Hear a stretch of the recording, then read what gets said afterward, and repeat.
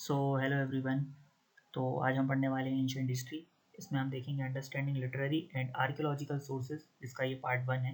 इसमें हम कलहन के बारे में थोड़ा सा जानेंगे और कलहन को हम इंडियाज़ फर्स्ट हिस्टोरियन भी कहते हैं। अब दोस्तों, ये जो वीडियो है ये आपके हिस्ट्री में, यूपीएससी में, UGC net, MPPSC, BA, MA, SSC और भी जो अन्य गवर्नमेंट एग्जाम्स हैं उसमें काम आएगा। तो चलिए अब हम आगे बढ़ते हैं। तो हम कलहन के बारे में जानते हैं। कलहन कौन थे? कलहन एक स्कॉलरली एम्बिशंस माने जाते हैं, जिन्होंने अपनी बुक जो है वो 1148 सीई में लिखना शुरू करी। और ये बहुत ही नॉलेजेबल पर्सन माने जाते हैं उस टाइम के, क्योंकि इन्होंने अपना जो वर्क है वो 2 साल तक अपनी बुक को दिया, जिसका नाम राजतरंगिणी है। और इन्होंने 2 साल में अलग अलग चीज़ों को पढ़ा, लिखा, समझा, लोकल ट्रेडिशंस को जाना, कॉइन्स के बारे में पढ़ा, मैन्यूस्क्रिप्ट्स के बारे में पढ़ा। उसके बाद इन्होंने अपनी बुक लिखी है। तो आगे देखते हैं उनके बारे में। Kalhana belong to a well connected Brahmin family of Kashmir.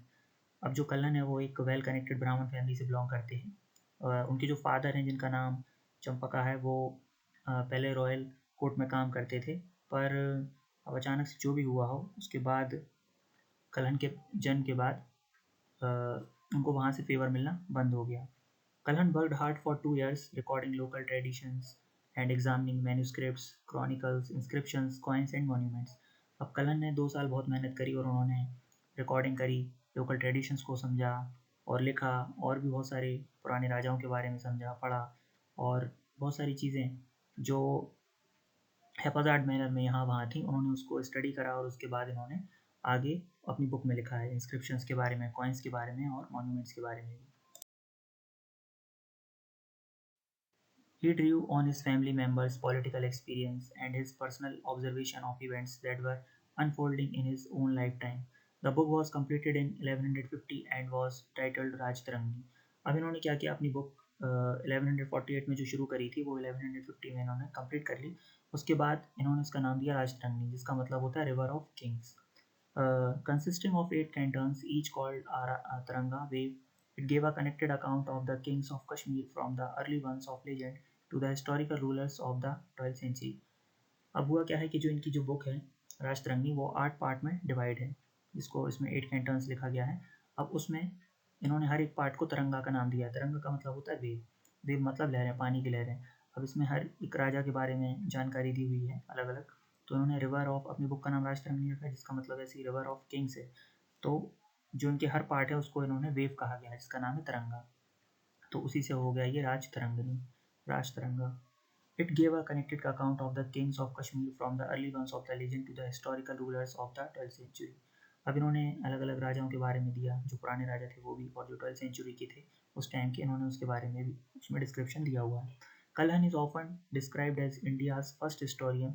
He asserted in the Rajtarangini that a person who recounts the events of the past must do so like a judge without bias or prejudice. However, his book does not always distinguish between fact and legend and often explains events by citing fact.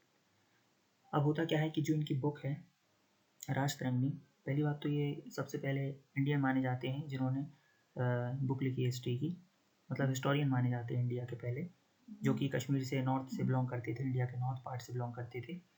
और इन्होंने हर event को जो इन्होंने लिखा है book में, उन्होंने recount किया है, मतलब बार बार स्टडी करा है, उसके बाद ही इन्होंने अपनी बुक में लिखा है।